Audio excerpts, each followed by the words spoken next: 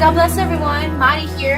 I'm making this video because, as many of you guys already know, we've started a series about studying the Bible called Love Letters.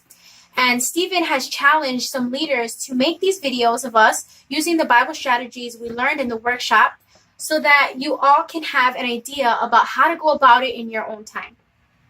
If some of you guys, after watching this video, maybe feel inspired to do one of your own for that purpose, then, we really encourage you guys to go ahead and do that, and we'd love to see it. So first, I'm going to go ahead and show you guys some of the supplies we have here, and some of you guys should already have as well. We got highlighters, pens, our journals, bookmarks, Bible, and some index cards that I'm not going to be using for the video, but if I wasn't on the video, I would be using it. So what we're going to do now is head over to the dry erase board, and we'll break down all the questions together over there. All right. Okay, guys, so we're at the board now, and we're going to be considering Exodus 15, verses 1 to 6. Here are the questions that we have, all the Bible strategies that we went over with Stephen. But before we get into all of this, we're going to go ahead and consider the background. So what happens before Exodus 15? We see that the Israelites are freed from Egypt. Finally, from all of those years of slavery, they're now free. We also see that the Red Sea has been parted. That great miracle that God did just occurred about a day ago from what goes on in Exodus 15. So that's going to give us a little bit of insight as to what some of the attitudes are going to be and what we're going to encounter a little bit in chapter 15.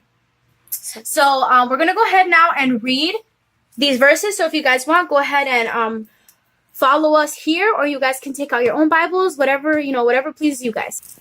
All right, so from this verse, we're going to go ahead and answer this. What sticks out to us? Personally, what some of the things that stuck out to me were the repetition and the use of the word Lord. So go ahead and write that down. They address God as Lord, not as Jehovah, not as Yahweh, but just Lord. So that's one thing that sticks out. Another thing that sticks out is some of the visual language. We see a lot of visual pictures. They're explaining, what happened and, how God threw the horse and its rider into the sea. Not only the horse, but its rider. So it gives us, some visual examples, okay? We'll go ahead and put visual examples of what happened on that day. And also, the way that they describe God.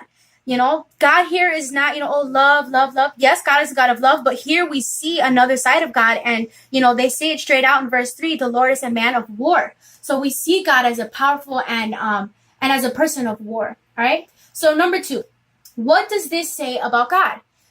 If we do number 1 correct enough and, as in-depth as possible, then, this one's a little easy for us. What this says about God is that God is powerful, right? He is powerful.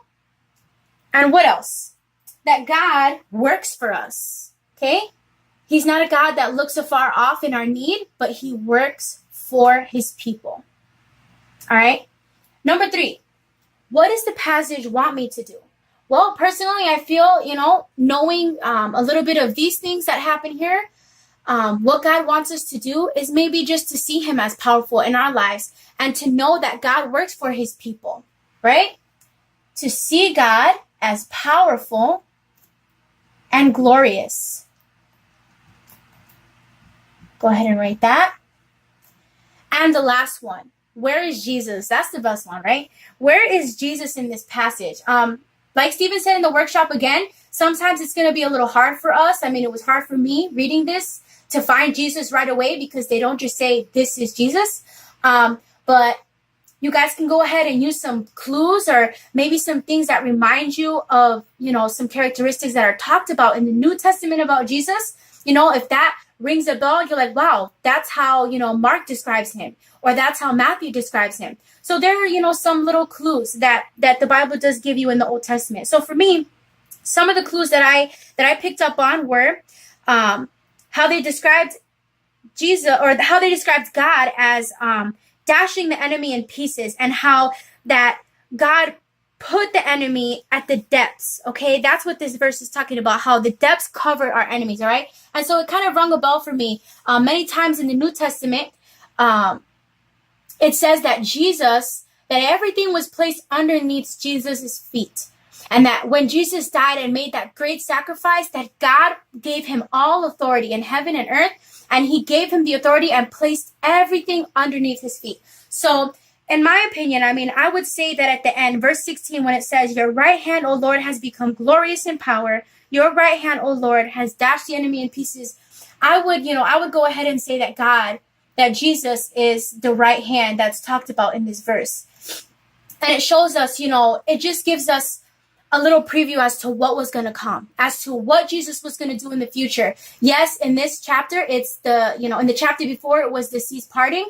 But for Jesus, the seas parting was him dying and giving his life for us. And that was the greatest act that could have ever been done, for us. So that's basically, some of the strategies here and how they've worked for me. I hope that you guys can go ahead and apply them to your own time and your own studies. And thanks for listening, and God bless you guys.